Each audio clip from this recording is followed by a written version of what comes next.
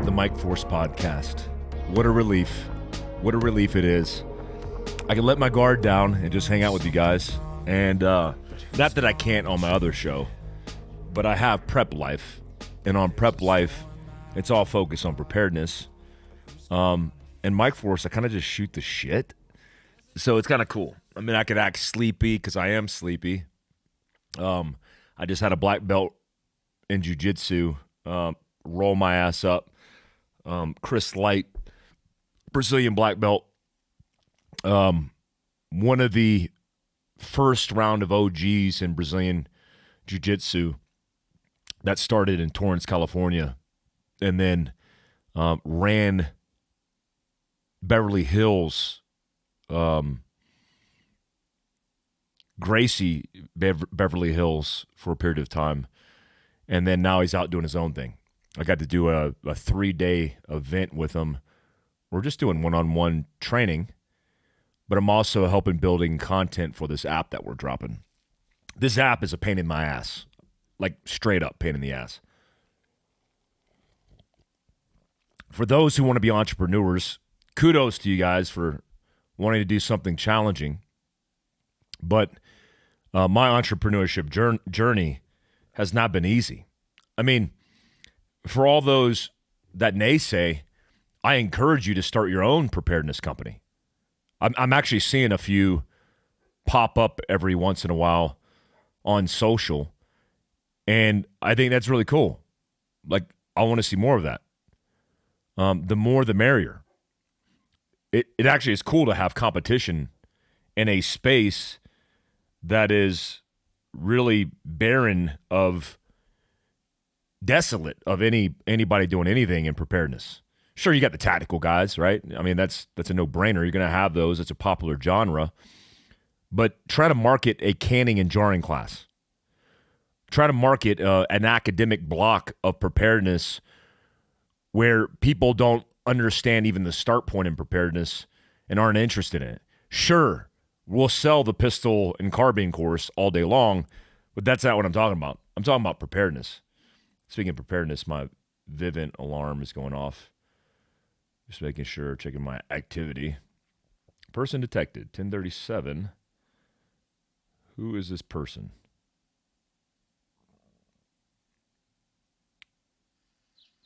Oh, that is my personal assistant, Krista. All right, we're good. So when it comes to owning business, I've had challenges. And one of the things that I wanted to do to evolve our program is start an application. Now, a lot of guys have started kind of apps. So, like, just so you guys know, like on the app side, you could literally pay a company to develop the front end of the app, and then you just kind of put all the stuff in it and sell it. We're doing something similar, but we own the data. We own the relationship contractually. It's our data and information, and we're doing it the right way, where we know the data is going to be safe, where we know we're on a platform that's not going to be deleted, but it is our platform. Like, you can go to all the places, Hulu, Samsung. Not right now. June 6th, you can.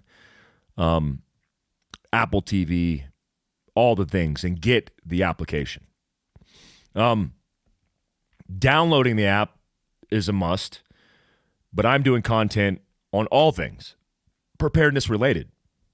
We mostly break down preparedness in a few categories: your person or EDC, mobility, homestead. But then we have all the breakout categories as well, like things that aren't tangible. I mean, situational awareness is a big one. Like, how do you physically learn situational awareness without being more situationally aware, like practicing or doing? You have to understand it. You got to get the academics version of it. And I was surprised on doing the YouTube survey on Mike Glover Actual, my YouTube channel, and people saying we want education over entertainment. Now, I said, which one would you watch more? I didn't say which one would you want, period. Most people said both, which is awesome. I mean, we try to educate and be entertaining. We try not to be boring. But I think that's a shift in culture. I mean, likely if I asked that 3 years ago, most people would be like, entertain us. Are you not entertained? Because entertain us. But I think things have shifted. Tim Kennedy, my buddy, just texted me and just said, hey, you ready to go back to war? You ready to get recalled? Because I'm actually technically on inactive ready reserve status right now. So I could get recalled. So if I'm in an inactive status and they recall me, would I go to war? If the government or the military wanted me because they said, hey, we need the bodies, we need help, I would. I mean, I would do that. If I had a choice in it, I wouldn't. Because raising my children and protecting them just in case something happened is more important. But if there's a need, leading soldiers in combat is more important. And I think people feel that. I mean, how could you not feel it? I used to say, hey, if your problems go away when you put your phone down, you know the answer. Except I put my phone down and I still feel like there's problems because we're in the middle of a recession, economic potential collapse. Most economists are saying by the end of this year, we're going to feel the pain. I mean, 2 major banks just went upside down and we bailed them out. In the model, according to a report or a study, they're saying 200 more banks potentially would fail. So I'm preparing more than I've ever prepared in my own life and in my entire life. Being in the military and preparing for war, that's easy. I didn't focus on the home front because I wasn't home, period. But now that I'm home, preparing is like a new thing. Like I have to prepare all the things. The mobility rig's got to be kitted out. The comms packages need to be set up. The contingency plans in place. The antibiotics on the shelf. All these things are very important. Shoot, move, communicate is one small sliver of the pie, and there's a lot more to focus on.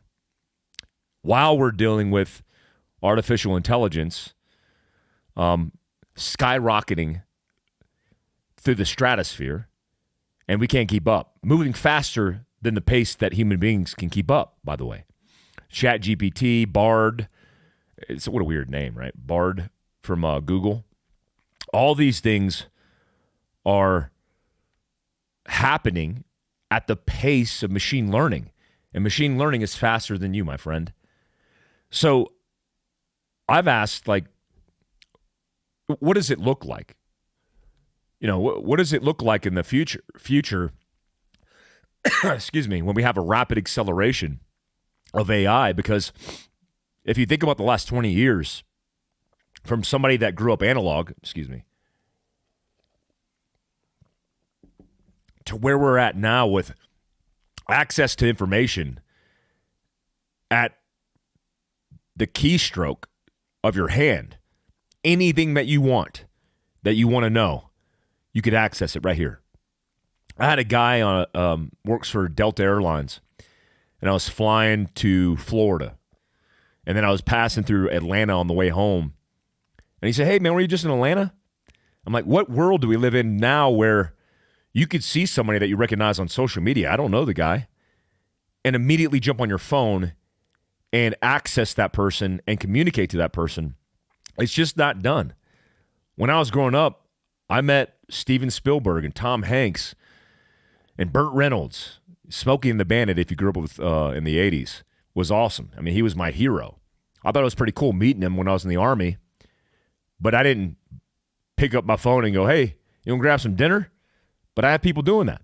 And I don't think that's bad. I actually think that's pretty cool. That's the cool part of social media. Here's something I want to read you. According to Elon Musk, this just came out. Elon Musk and other tech leaders call for pause on dangerous race to make AI as advanced as humans. I think they're already advanced as humans. The missing component is the do, but the do isn't hard to do. What do I mean? Well, it's all in the system. But imagine you have robotics. Like if you didn't know, you could generate imagery, for example, through ChatGPT and other different types of software that are typically generating imagery or images. So you could prompt it with all of the protocol, the depth of field, the aperture stopper setting, the shutter speed, all the photography stuff, even the ratio aspect. And then you could prompt it with all the information and it could generate an image based on your desire. Why is that a big deal, Mike? Well, let's say you own a photography business, or let's say you own a restaurant and you want a photography image or a photographic image of your grandma's pasta. If you communicate the right information and prompt the AI, you could get an image that's better than any photographer. And photographers will debate that, but I saw the imagery. This isn't something that's like philosophy, guys. This is happening right now. You could actually do it right now. And you could generate these images that cost no money. I mean, besides the stuff that you're investing in on the computer side, but literally no time. You could prompt ChatGPT to generate a novel based on characters and information that you prompt, and it could spit out a more interesting, potentially more interesting novel or story than any human being can produce. Likely you, because you're not probably a writer. So why is that scary? Well, if you think about it, all the things that we do, let's say capitalism, our social classes, our business hierarchies are working our way to the top, to each bracket. Why would you need human beings for anything? Why would I need media or marketing when I could prompt ChatGPT to generate all the marketing more efficiently and effectively than any human being could do? And let me change it up a little bit. Let's say you had robotics that were prompted with the information, right? Because it takes the data access. What I love about it is the huge difference here is it can queue up all the data from all over the place. Like Scott Huberman focuses as a neurologist on these life hacks, these things that you could do based on studies, causation, correlation, case studies, scientific experiments, scientific studies, where he can take these sometimes peer-reviewed, sometimes just information that he's gathered and give you the best way to optimize your life and your behavior and your habits and your patterns. Well, imagine now that you collect an automated system collects all of the data from all the information to literally let you, based on your genetics, your blood type, your habits, your environment, all the factors, all the input, all the data, to live your best life. So you could wake up with a program that says, hey, 7 minutes upon waking, you need to do fasted cardio for 23 minutes to burn this amount of body fat to get this achieved weight. You need to input this amount of think about it. It will finute. That's the finute minutia. And I was thinking, finute's a word, right? I don't know. Is that a word? It will optimize and dial all the things that human beings abstractly just throw shit out in the world. Like if a guy's in France coming up with a new way to cure cancer, and a guy in California in a lab is doing the same, but they're not cross-talking, if ChatGPT can gain and access all the information, could they potentially come up with a cure?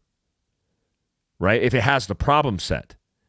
If you have robotics and it says, hey, this hand, we want to make a hand for people who don't have hands more realistic. Here's what exists. Here's what we want to make better. What can we do? Based on all the information, think Google, like all the data that's there. And we're not good curators and extractors of data to solve problems, because that's what we're doing. Like I want to solve a problem. I go to my network. I do research. Imagine if all the research was accessible. That's the profound difference here. But wait, there's more. What happens when human beings get in the way? I mean, human beings essentially would be obsolete because there would be no hierarchy of products and services. Businesses' main objective is to solve problems. But what if there are no problems to solve? Well, Mike, we'll just live. That's not how it works. Like, the scarcity of resources allows human beings to drive, to be motivated, to desire, to need, to want. But if none of those are there and robots have figured it all out, well, then what's the next default? Well, you'll fall in love with your virtual life over your real life. Because I could date a virtual avatar who's more beautiful, more emotionally intelligent than all the girlfriends that I've ever dated. And then she could tell me how she really feels, and I could tell her how I really feel, and she's not judging me for it. I know she's not judging me because I programmed her. And then why would I ever come out of that reality? Because all the chemical processes that I feel, even the potential future of that I potentially feel are real. It's in me. So what desire would I have to pursue anybody or to do anything? Why do I need to do doing construction when robots can create robots to do construction for the people? That's a potential problem. There's a potential for a disaster. So Elon Musk is like, hey, let's not do this. Artificial intelligence labs have been urged by Elon Musk and numerous other tech industry experts to stop training AI more powerful than GPT-4, OpenAI's latest large language model. In an open letter signed by Musk, Apple co-founder, technology leaders all over the world, they asked for a 6-month pause to develop develop a plan and understand the risk to society. I mean, one of the most intelligent human beings on the planet, also the wealthiest human being on the planet, is doing this. Musk, who's one of OpenAI's co-founders, has criticized the organization's number of times recently, saying he believes it is diverging from its original purpose. So you got him saying that, and we're just worried about everything else in the world. You guys see this Nashville shooter? I mean, I did a reacts video on it. You guys saw that. If not, it's on Mike Glover Actual. Here's what I find peculiar about this situation. It's my own curiosity, but I don't think I've ever seen a woman conduct an active shooting ever. Some would argue, based on her proposed identity, which was whatever. I'm not a trans pronouns expert. Neither am I transphobic. Just quickly, my philosophy on it is I don't care what you do with your own situation. Don't bring it on me. Don't bring it on my kids, and we'll be fine. You can do whatever you want. You think you're an elf living in Elfgren in a tree stump? You could do that. Just don't mess with my kids. Just don't mess with me. Don't push your ideology on me. How about that? So she was transgender, taking testosterone, suffering from a mental health disorder that was clinically, psychologically diagnosed, and being treated for that. I'm kind of dumbfounded the fact that she legally was able to purchase firearms based on that. But here we are saying we need red flag laws because if a veteran suffers from post-traumatic stress, as I do, I'm diagnosed from Veteran Affairs. I'm not afraid of saying that, even though it's none of your business. It is your business in the sense that I think Veteran Affairs doesn't know what they're doing. And I also think because of exposure, every military service member who goes to combat certainly has some form of post-traumatic stress, some kind of transitional potential issue. But that doesn't mean they're out of their mind. That doesn't mean they're not capable of holding down jobs, running businesses, being good fathers, being good mothers, etc. So I find it fascinating that nobody in the national media is reporting this. I mean, the national headline typically would want to say, white nationalist conducts act of violence, blah, blah, blah, blah, blah. It's like they did with the Nancy Pelosi case, where Nancy Pelosi's husband was attacked with a guy with a hammer. The far right went wild on this conspiracy theory. And then the far left did the same. Except it wasn't a white nationalist, except it was no weird sex thing. It was a liberal lunatic out of Sacramento, out of Berkeley, that was homeless, schizophrenic, all the things, and wanted to attack Nancy Pelosi. And then that kind of just subsides. And we just don't talk about that. What I'm really surprised is the reaction from people posting, for example, I think there's a congressman from Nashville, Tennessee, a Christmas card from a couple years ago, I think 2021, where the whole family's standing around with the kids holding guns. Now, I'm a freedom-loving American. I would never do that. I mean, I've actually made Christmas cards with my ex-girlfriend, and I had like a Tommy gun and she had another gun for a Christmas card. But that's going to close members of our family. And I wouldn't really think to put a carbine in my son's hand. But that's what they did. But also, it's America. Like, welcome to America. But the radical left comes out of the woodwork and is like, they're grooming. That's psychotic. No, what's psychotic is misgendering children and doing sex reassignment surgery for children. That's psychotic. What's psychotic is teaching anti-racism theory in school when they should be worried about curriculum like science and math, which is one of the reasons we're behind the world. What's crazy is focusing on vocation instead of liberal degrees in studies where they come out of the education and get nothing for their education because you can't get a job with a liberal arts degree in gender reaffirmation studies. Like, that's not how it works. Also, I personally think that people who go through these things young, based on the statistics, have been proven to have a higher rate of suicide, of mental health issues. Sean Ryan's recent podcast, he had a SEAL Team 6 Navy SEAL who was known in the community. She was in the Pentagon when I was on active duty. I even met her once. But he's now, he identifies as a guy, which is his biological sex. And he's like, man, I was going through some stuff. And good on him for being courageous and brave to say that out loud when a lot of people were in the same boat. So we're in a crazy world, in a crazy time. Mental health is the dilemma. I saw the Washington Post talk about this morning and said, oh, the Republicans are saying it's a mental health issue, not a gun issue.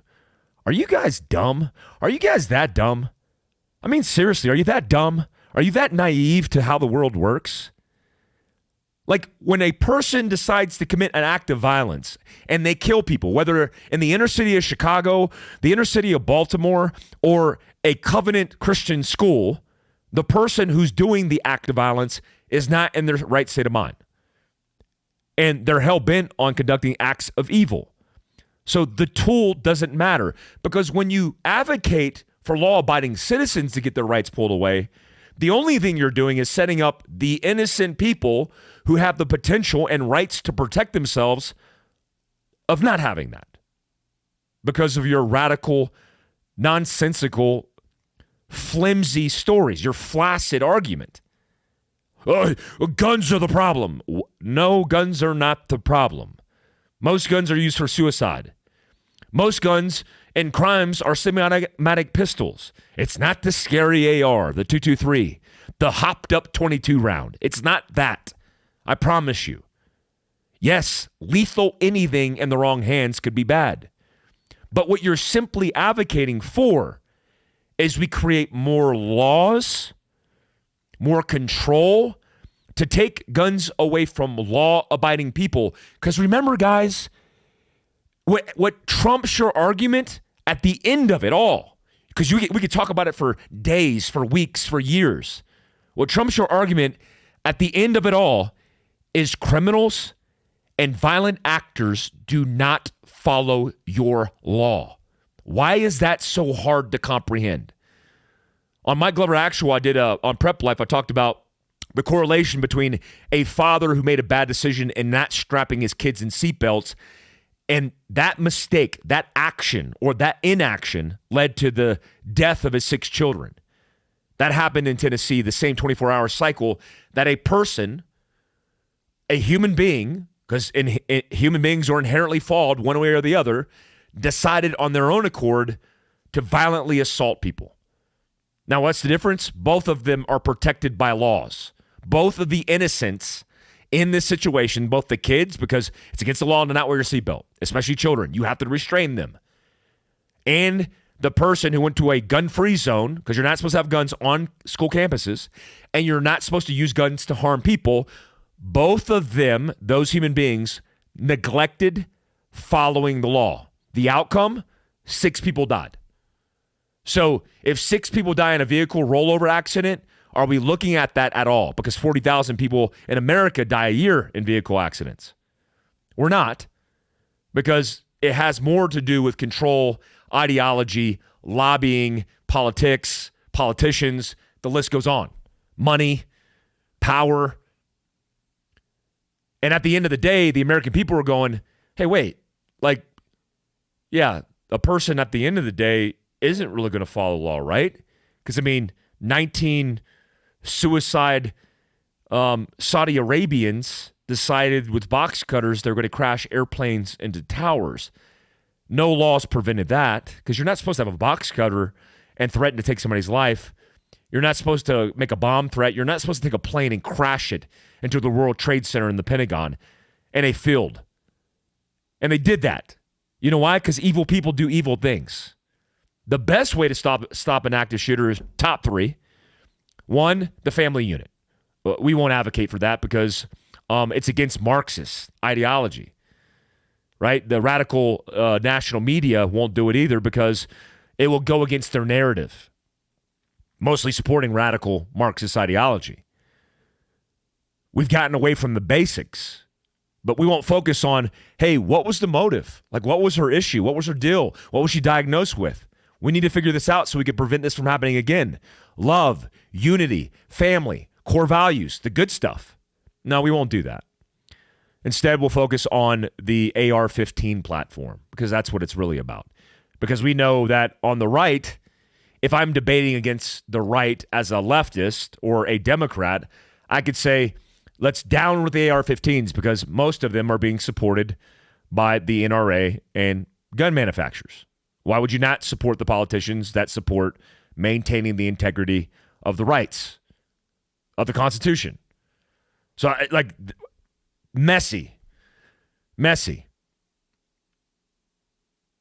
I just want to be left the hell alone. I think most Americans want that as well. But we agreed to outsource this thing called education, just like we did security. The second way to prevent an active shooting is those 2 police officers that killed the active shooter. Everybody else there deserves the credit. They were there moving to the sound of gunfire. On the Reacts video, I am dumbfounded by their courageous efforts, their technical skill sets, their bravery. No criticism for me. They just did the right thing and prevented a lot of lives from being lost. Because if they didn't take that active shooter out, as transgender Twitters are reporting how she was innocent in a position where she wasn't a threat to them, she was shooting at arriving police officers with an AR-15. Get the F out of here. Just stop. Just effing stop. What I love about America now is we see your bullshit. The great thing about social media is everything's exposed. You can't hide. We know what's going on. And it's ridiculous. And America's getting fed up. We don't need a war because we're banding together. Hopefully we vote for the right freaking person the next time and get this dude who's a complete fraud, who is completely in bed with China, who is completely incompetent out of the damn White House.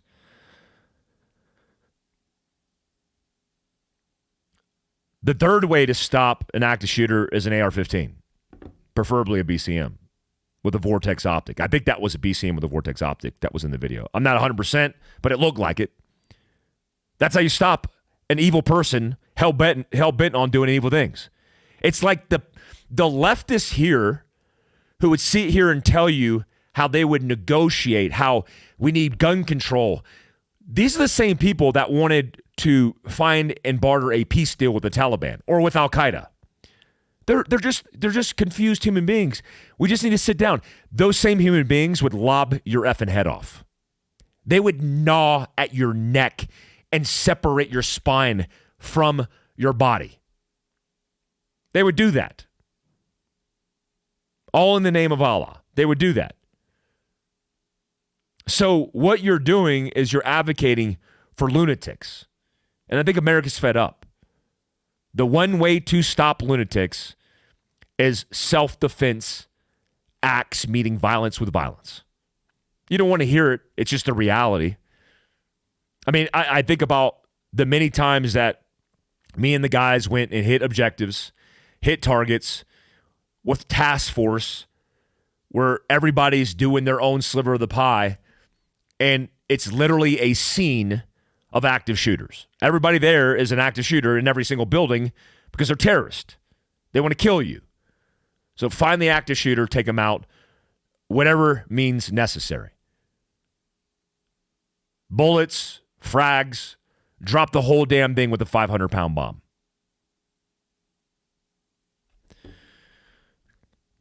When we look at social media scares the hell out of me, guys.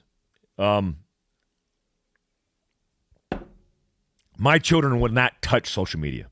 I have devices for them now because they can watch their kids' YouTube videos, but they won't be on social media. TikTok, 200 million users in America on TikTok who don't understand. I had an account years ago. I've since deleted that account, or at least logged out of the account and tried to delete it. They won't delete it. It is a Chinese-based application. The CEO is from Singapore because they deliberately wanted to put a guy in who wasn't Chinese, and the Chinese Communist Party is looking into the data that is being leveraged by TikTok. Well, Mike, that would never be an issue until there's a campaign. Can you imagine 200 million people being fed propaganda at the same time for a deliberate campaign, including a direct assault on American soil? How about if they have access to your phone because the app's on your phone, they could disable your phone? So 200 million people without communication because TikTok's on their phone. It's more deeply embedded than just, I don't care if they take pictures of my face or my ass. I know what I'm doing. That's not even close to what it's about, guys. It's about building and establishing patterns of life, of routine, surveillance, developing the architecture from the inside out of the entire country, mapping it for reconnaissance. I mean, they already use balloons to go over our country. They have every ground asset to do everything the same. Now imagine they feed propaganda to change behavior, to go after the American government, to rise up against the false flag and campaign, and then they conduct a sabotage or a direct attack. That's how scary this is. We're not the only ones playing spy games in the world. Social media is destroying our lives. I see more people on phones invested in social media than their own families. At restaurants and family engagements, I take my kids to Kidstopia. It's a great place where you could run around with their children. Me and a handful of guys. It's like I'm befriending the guys that run around with me. But we run around that place with our kids. And then you have a segment of parents, some who are working from their phones. I do that sometimes. But many of them that are just scrolling Instagram while their kids are learning about life, making memories without them. And we wonder why we have issues. We're so busy consuming and not busy enough working. The turnover rate in this country for employees, I know because I've had the employees of people who come in and they have no experience, but they think they're squared away, but they're not squared away. They do reckless things that we even have all the information to demonstrate how reckless they were. Like we have it, and they'll look you in the face and say they didn't do anything wrong.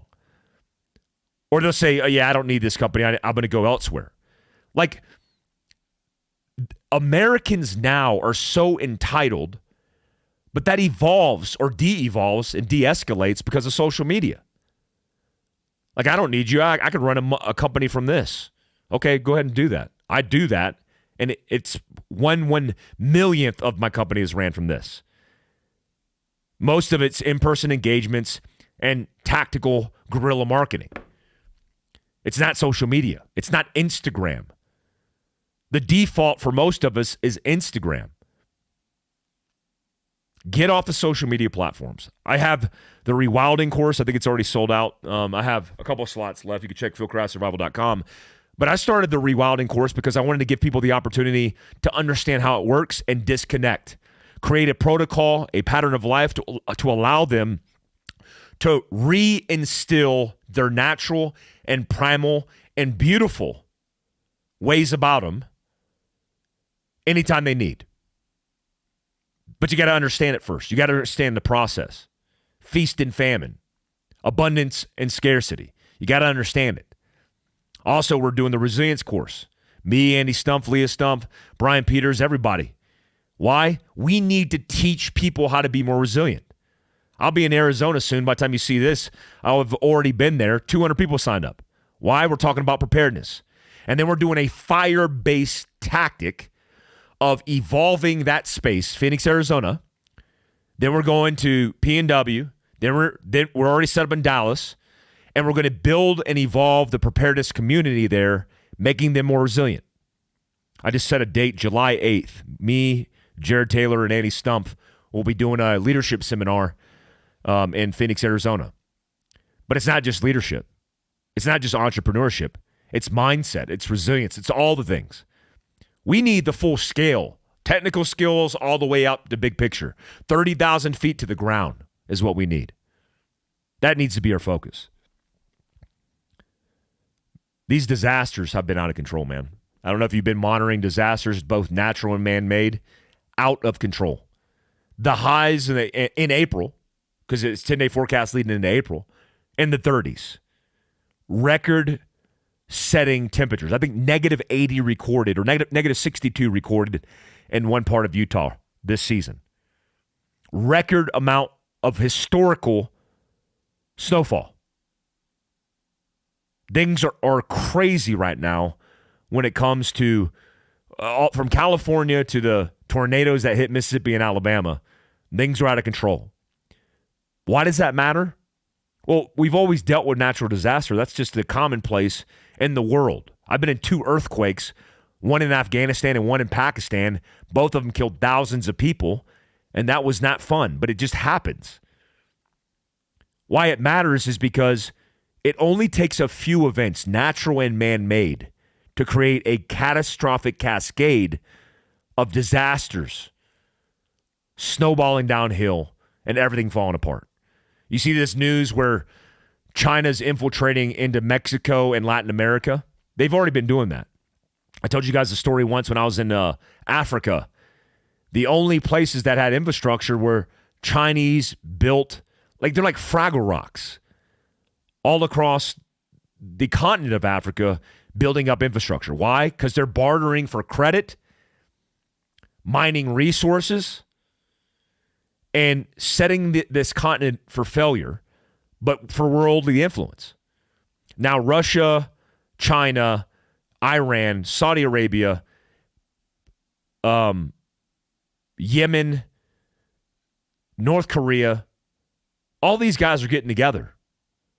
They're having the coalition anti-American party while we're focused on Trump. Like, we do not have our shit together, guys. Outside of that, of we not having our shit together, you need to have your shit together. Just focus on doing you. Focus on you, your family, and everything else. In closing, like, I think family is the key to all this. with all the things that I see, the happiest I've ever been is probably the last 3 months, because I spent 90% less time on social. Now I love YouTube. You'll find me on YouTube all the time. That's why I love it. Like, I'll be doing this content. This doesn't count. And YouTube, because it's a different kind of extraction of our resources, of our chemistry, it's a little different. But scrolling like dummies on a social media app has not led us to be more successful, more optimized, more efficient, and more social. That was the whole plan. Social media is going to make us more social. It's made us into robots, where kids can't even look each other in the face and say, hey, my name is. When on ranges, when I say, hey, guys, team up, partner up, shooter coach, people are like, I have to talk to another. Yeah, you have to talk to another human being. That's what we're doing. It's one of the reasons why we started. I just signed the letter of intent with a building in Provo, Utah, jiu-jitsu, fitness with Devin, Tactical Cowboy, and his wife, jiu-jitsu with Greg Lappin and Greg Anderson. I'll have Chris Light, Chad Robichaud, Tim Kennedy float through as a foundation. All the simulation blocks, including personal security that we teach, and all the seminars and workshops that we teach. I want to start building academies and institutes throughout the country. If you got a couple $1 million laying around, hook me up, because I'd love to build out in every major city, right on the outskirts of town, a Fieldcraft HQ that runs jiu-jitsu all week, runs fitness all week, does cold hot therapy, does workshops, leadership seminars, and does all the training. Has a retail section on the front end so we can better prepare this country. That's the scale of Fieldcraft Survival. That scale starts with you. Be a good dad, be a good person, be a good mom, be a good friend. Get off your damn cell phone. Get off your damn cell phone. You know what's right. You hit up TikTok and you blank out for 2 hours, that ain't right. You're on there looking, trying to get educated. I'm taking ground school with the guys from FTI group who allowed me the opportunity to go to flight school. I'm taking ground school. I do YouTube. I do podcasts. That's all the good stuff. All right, guys. Fieldcraftsurvival.com. Mike Glover Actual, all the things. Am I leaning out a little bit? At 240, I'm trying to get down to 225 is the goal. That's going to be difficult to do, but if I stop lifting weights, I'll lose some weight. So I'm going to stop lifting weights. I'm going to do calisthenics and jiu-jitsu and yoga and hopefully be lean and mean. I hope you guys are doing the same. Till next time. Peace out, guys.